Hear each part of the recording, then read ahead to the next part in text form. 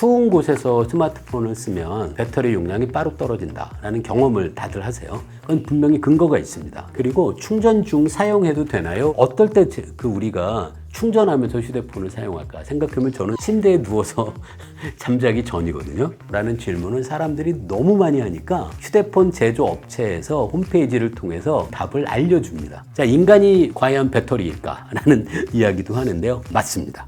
우리 몸은 100와트 정도의 전력을 소비해서 계산도 하고 상상도 하고 온갖 것들을 우리가 처리하잖아요. 인공지능, 컴퓨터 같은 것들이 인간을 전혀 따라가지 못하는 이유 중에 하나가 바로 이겁니다. 안녕하세요. 범준의 물리다에 오신 여러분 환영합니다. 저는 성균관대학교 물리학과에서 일하는 김범준입니다. 스마트폰, 그리고 전기차, 그리고 여러분들이 가방에 간혹 가지고 다니시는 보조 배터리까지 우리는 정말 많은 배터리들을 매일같이 사용하고 있는 것 같아요. 오늘은 이 배터리에 관련된 과학적 원리, 그리고 어떤 비하인드 스토리가 있는지 그런 이야기들을 여러분과 함께 나눠보려고 합니다. 자, 첫 번째 시작은 개구리 다리입니다. 개구리 다리하고 배터리랑 무슨 관계일까요? 개구리 다리로 한 아주 유명한 실험이 있어요. 이 실험을 한 분은 이탈리아의 볼로냐 대학에서 의학과 철학으로 학위를 받은 다음에 의사로 활동하고 이어서 볼로냐 대학에서 해부학 교수로 일한 갈바니라는 분이 있습니다. 이 갈바니는 1780년에 죽은 개구리 다리를 가지고 굉장히 흥미로운 실험 결과를 발표해요. 개구리 다리에 두 금속을 댔더니 움찔하는 것을 보게 됩니다. 그럼 도대체 이런 현상이 왜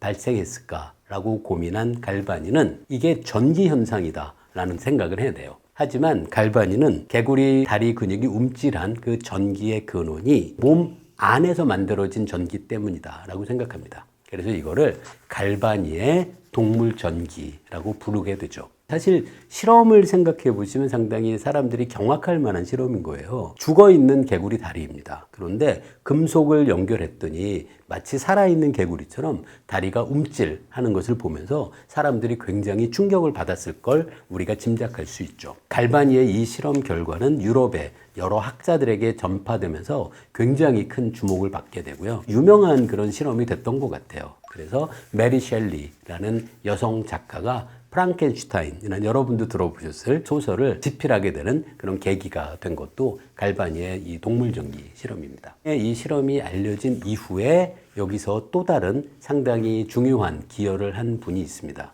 바로 볼타라는 파비아 대학교의 실험 물리학 교수입니다. 볼타는 처음에 개구리 다리 움찔 그 실험 결과를 보면서 갈바니가 이야기한 동물 전기를 처음엔 받아들였다고 해요. 하지만 갈바니의 개구리 다리 움찔 실험을 재현하려고 하던 볼타는 흥미로운 것을 발견하게 돼요. 개구리 다리에다가 금속 막대를 이렇게 연결하는 건데요. 이 금속이 같은 금속을 연결하면 개구리의 다리가 움찔하지 않는다라는 걸 알게 됩니다. 다른 금속을 연결하면 근육이 수축하지만 같은 금속을 연결하면 수축하지 않는다라는 것으로부터 개구리 다리를 움찔하게 만드는 전기 현상의 근원이 개구리의 몸이 아니라 개구리에 연결한 서로 다른 금속 때문이다라는 결론을 얻게 되는 거죠. 그래서 갈바니와 볼타는 실험 결과를 해석하는 데에선 서로 다른 입장을 갖게 된 거예요. 갈바니는 개구리 몸 안에서 만들어지는 동물전기, 볼타는 개구리 몸 안이 아니라 밖에서 연결한 금속 때문. 그래서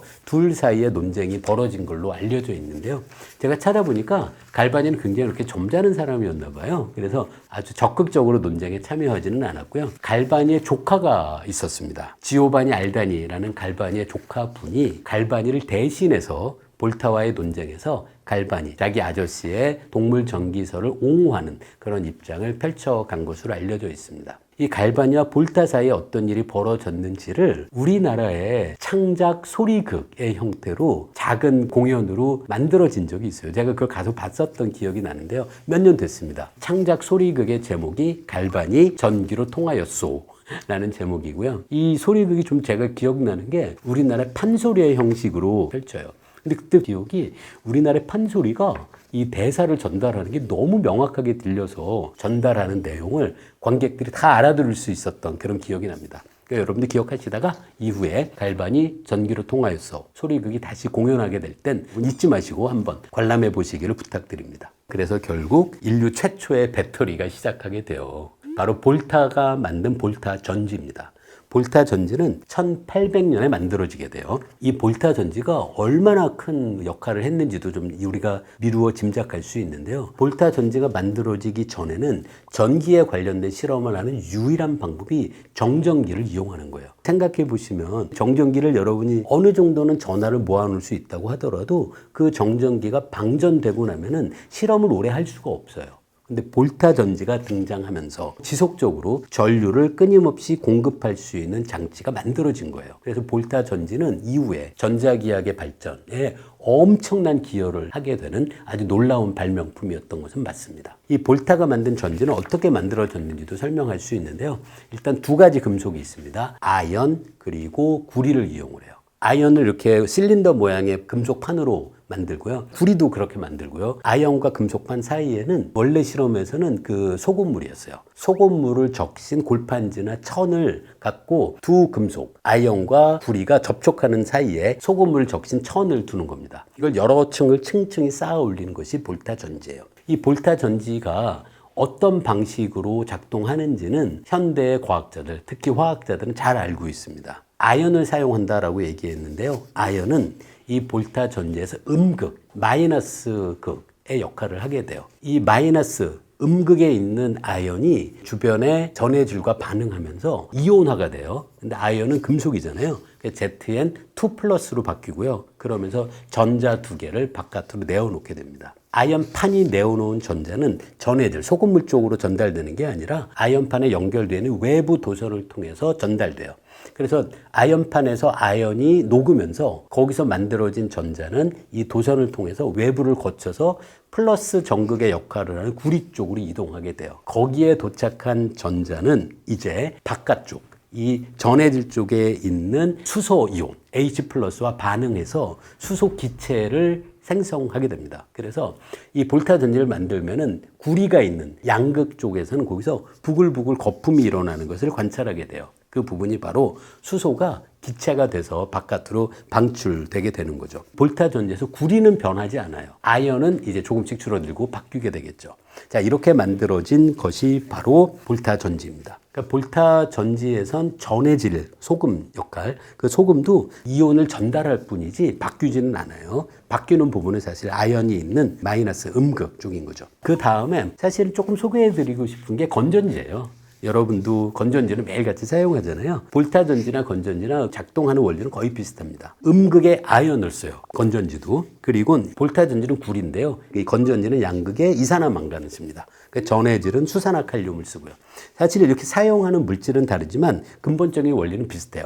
음극에 있는 아연이 수용액속 수산화칼륨에 있는 OH-이온과 만나요. 수산화 아연이 되면서 전자를 내뱉습니다. 음극에서 만들어진 전자는 볼타 전지랑 똑같아요. 도선으로 연결되어 있는 바깥을 통해서 양극 쪽으로 전달되게 되는 과정. 이걸 이용을 해서 작동하는 게 바로 우리가 자주 이용하는 알카라인 건전지의 작동 원리죠. 자, 이거 말고 또 우리가 쉽게 볼 수 있는 것이 아마도 많은 분들이 보셨을 자동차는 우리가 배터리라고 안 하고 배터리라고 하는 것 같긴 하네요. 자동차는 이렇게 시동을 걸거나 할 땐 전원이 필요하잖아요. 그때 전원을 공급하는 배터리가 당연히 자동차의 내연기관, 자동차 안에 들어있죠. 이 배터리는 볼타 전지나 건전지와는 굉장히 다른 아주 독특한 특성이 있습니다. 뭐냐면 충전을 하는 건전지 말고 건전지는 한 번 쓰면은 더 못 씁니다. 볼타 전지도 마찬가지고요. 하지만 자동차에 들어가는 배터리는 방전을 하고 나면 다시 충전해서 또 쓸 수 있게 되는 거죠. 그래서 화학 반응이 양방향이 가능하게 되는 것. 그게 바로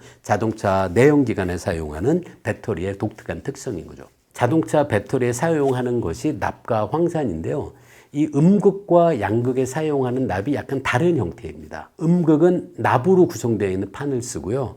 양극은 이산화납, PbO2라는 고체 물질을 양극에 씁니다. Pb와 PbO2가 연결돼서 전해질을 사이에 두고 놓이게 되는 게 자동차 배터리의 셀 하나예요. 근데 이거를 직렬로 연결한 것이 보통 우리가 익숙하게 보는 자동차 배터리인데요. 만약에 셀 하나면은 만들어지는 전압이 2.1V예요. 근데 이걸 보통은 6개를 직렬로 연결해서 12.6V의 전압을 만들어내는 이 커다란 자동차 배터리를 우리가 사용하게 돼요. 여기서 음극에서 일어나는 반응이 PB, 납이 황산의 SO4 2-예요. 그 이온과 만나서 얘가 고체 물질인 PbSO4로 바뀌면서 거기서 전자 2개를 내놓습니다. 음극에서 금속이 화학 반응을 하면서 전자를 내뱉는다라는 게 사실 볼타 전지, 건전지, 그리고 자동차 배터리가 다 똑같아요. 그렇게 만들어진 전자가 이제 외부 회로를 통해서 양극 쪽으로 진행되고 양극에서 전자가 다시 이제 환원 반응을 통해서 화학 반응을 일으키게 되는 것. 그게 바로 자동차 배터리의 원리죠. 그래서 굉장히 다 비슷합니다. 이 배터리의 원리가. 그 다음에 이제 제가 설명드릴 게 요즘 정말 많은 주목을 받고 있는 리튬 이온 배터리입니다. 볼타 전지나 건전지나 납황산, 이 자동차 배터리, 리튬 이온 전지나 사실 기본적인 원리는 똑같아요. 음극에서는 화합물이 산화 반응을 하면서 보통 산화 반응이 전자를 내놓는 거예요. 전자와 양이온을 만들어내요.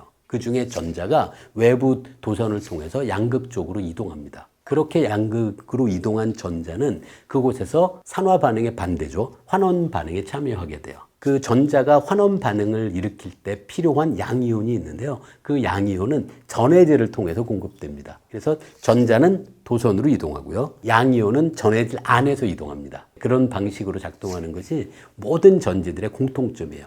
리튬 이온 전지도 사실은 똑같습니다. 그런데 이 자동차에 들어가는 황산 배터리도 그렇고 리튬 이온 배터리도 그렇고 볼타 전지와 건전지와 다른 작동 방식이 무엇이냐면 이게 방전을 해서 전자를 바깥으로 내보내서 전기 회로를 작동하는 용도로도 사용할 수 있고요. 이 과정을 거꾸로 해서 다시 이 배터리의 상태를 방전이 일어나기 이전의 상태로 돌릴 수 있는 충전도 가능한 것이 리튬이온 배터리와 자동차의 납황산 배터리가 가진 공통점인 거죠. 이 리튬이온 배터리에서는 리튬이라는 단어가 들어가는 이유가 있는데요. 이게 바로 리튬 C6, 탄소 6개와 리튬이 붙어있는 금속 물질을 사용하기 때문입니다. 원리는 사실 똑같고요. 자, 이렇게 리튬이온 배터리가 만들어지게 되는데요. 지금처럼 엄청난 각광을 받게 되는 이유가 있어요. 에너지의 밀도가 굉장히 높습니다. 효율적이고요. 그리고 상당히 긴 사용 시간으로 유명해요. 그러니까 이런 여러 가지 이점으로 지금은 굉장히 다양한 용도로 사용되기 시작한 거죠.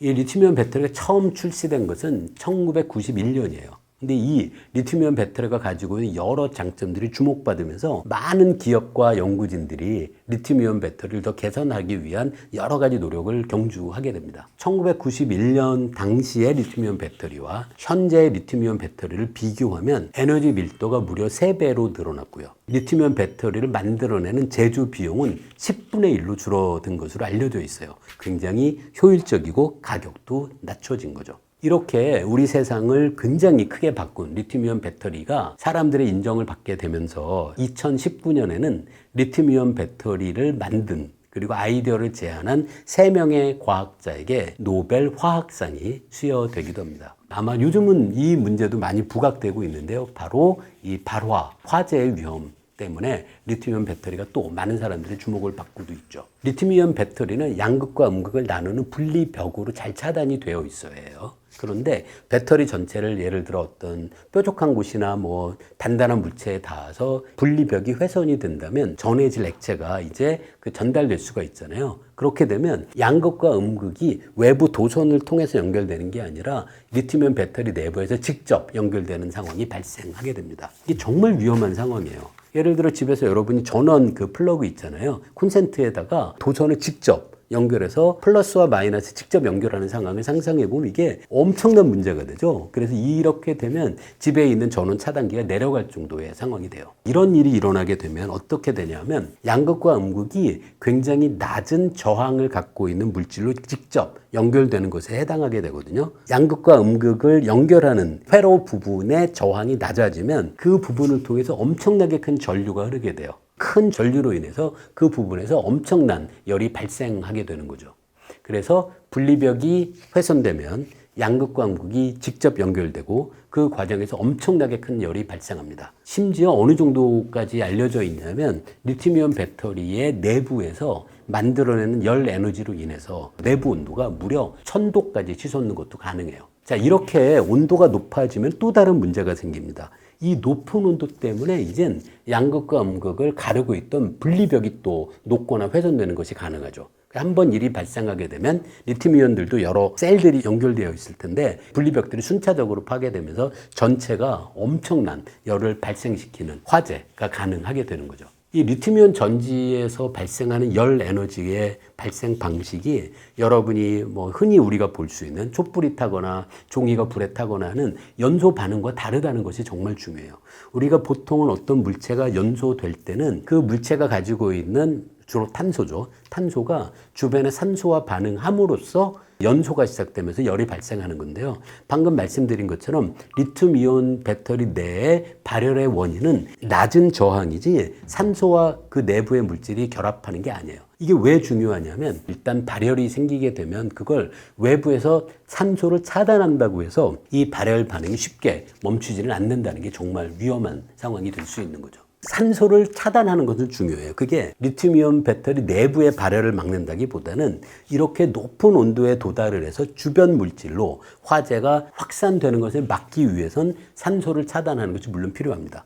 하지만 산소를 차단했다고 해서 배터리 내부의 발열을 막을 수는 없다. 라는 것이 정말 중요한 요인이 돼서 리튬이온 배터리에 막상 화재가 일어나면 우리가 이걸 보통의 소화기로는 끄기 어려운 게 바로 이런 이유라고 생각하실 수 있죠. 그러면 이제 어떤 방식으로 우리가 이게 확산되는 것을 막을 수 있을지도 생각해 봐야 해요. 그 중에 첫 번째가 산소를 차단하는 건 도움이 되긴 해요. 주변으로. 리튬이온 배터리 내부의 발열을 막는다기보다는 화재가 주변 물질로 확산되는 것을 막기 위해서 산소를 차단하는 게 필요하기는 합니다. 하지만 그것보다 중요한 게 리튬이온 배터리 내부에서의 분리벽이 순차적으로 파괴가 돼서 점점 발열이 커지는 걸 막는 게 중요해요. 그래서 화재가 발생하게 되면 가장 먼저 중요하게 생각하는 것이 배터리 전체의 온도를 낮추는 것이 중요하게 됩니다. 신문 같은 데서 보니까 이렇게 물이 담겨있는 수조 안에 배터리를 풍덩 담그거나 그런 일들이 필요해지는 이유가 배터리의 온도를 낮추는 것이 중요해지기 때문인 거죠. 자, 이렇게 리튬이온 배터리가 굉장히 위험한 물질이 될 수 있다라는 것이 알려지면서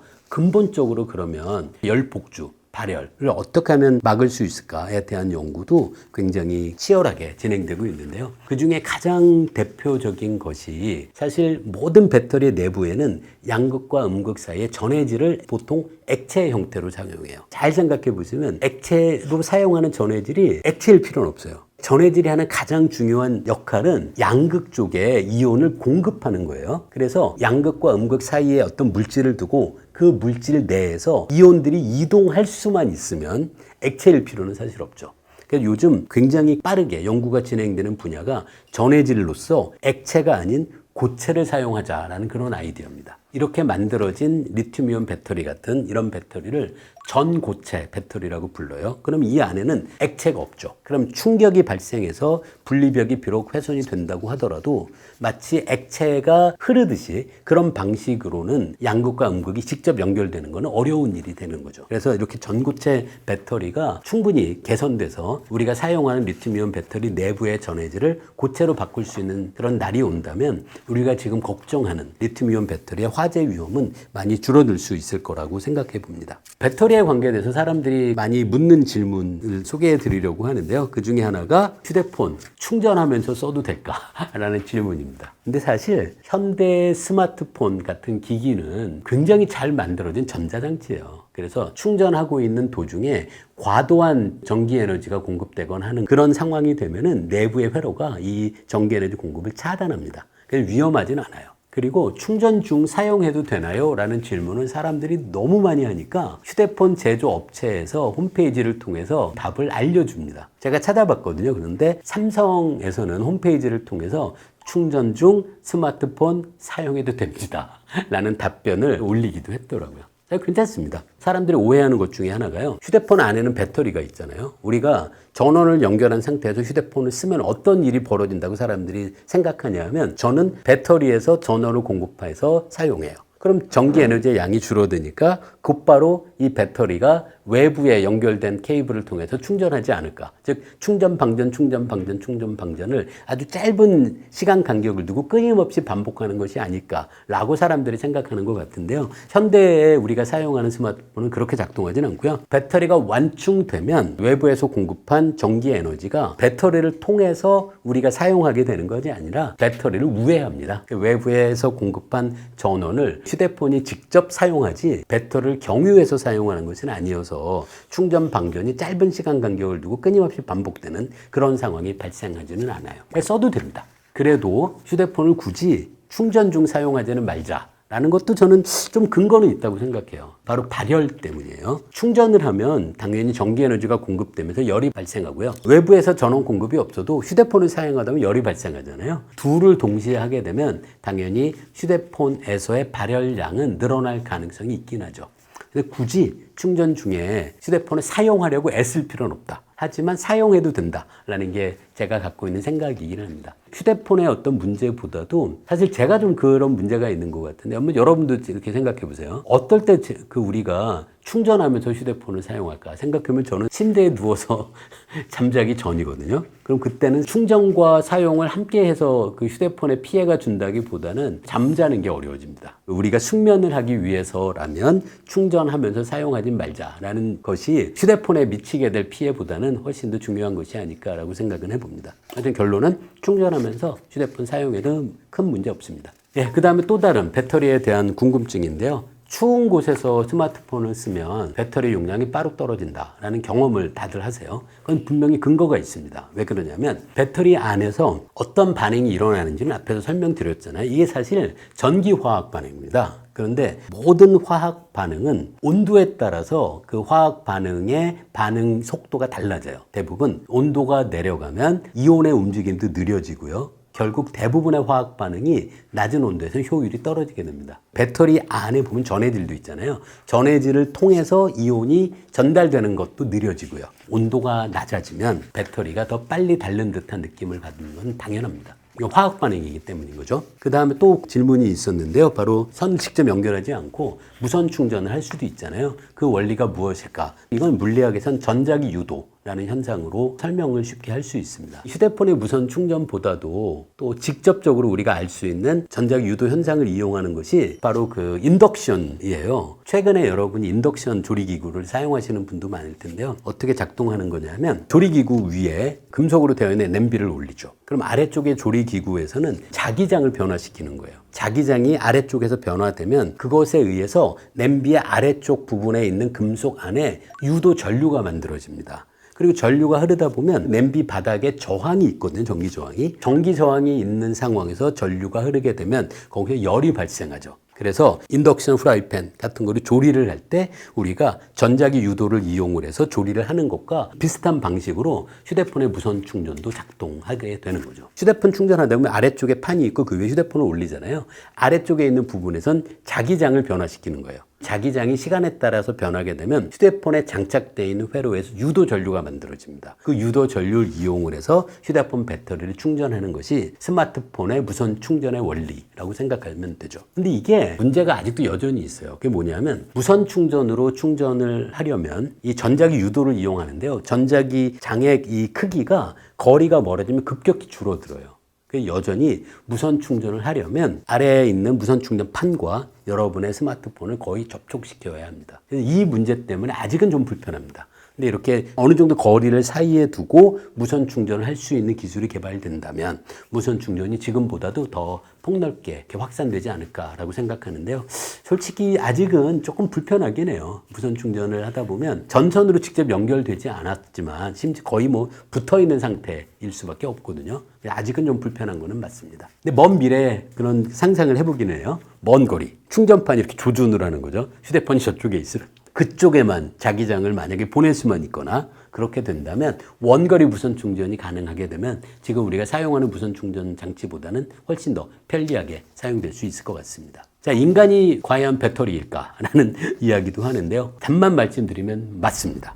뇌 혹은 운동신경에는 신경세포가 많이 들어있는데요. 신경세포가 정보를 처리하는 방식이 바로 신경세포의 안과 밖 사이에 전압의 차이를 만드는 거예요. 우리 신경세포의 세포막 표면에는 채널도 있고요. 이온 채널이라고 합니다. 이온들이 왔다 갔다 할 수 있는. 그리고 이온 펌프도 있어요. 이온 펌프는 에너지를 소비하면서 억지로 이온을 한쪽에서 다른 쪽으로 펌프처럼 퍼내는 작은 조직이에요. 우리 몸에 들어있는 신경세포들은 이온을 끊임없이 퍼내면서 안과 밖의 전압의 차이를 유지합니다. 사실 그래서 신경세포에 전압차가 발생한다라는 걸 생각하면 신경세포가 마치 배터리처럼 생각할 수 있는 여지는 분명히 있죠. 신경세포를 기술하는 모형이 있습니다. 미분 방정식에 꼴로 적는 수치 모형이 있는데요. 허츠킨 헉슬리 모형이라는 게 있는데요. 이거를 직접 컴퓨터 프로그램으로도 구현해 본 적이 있는데요.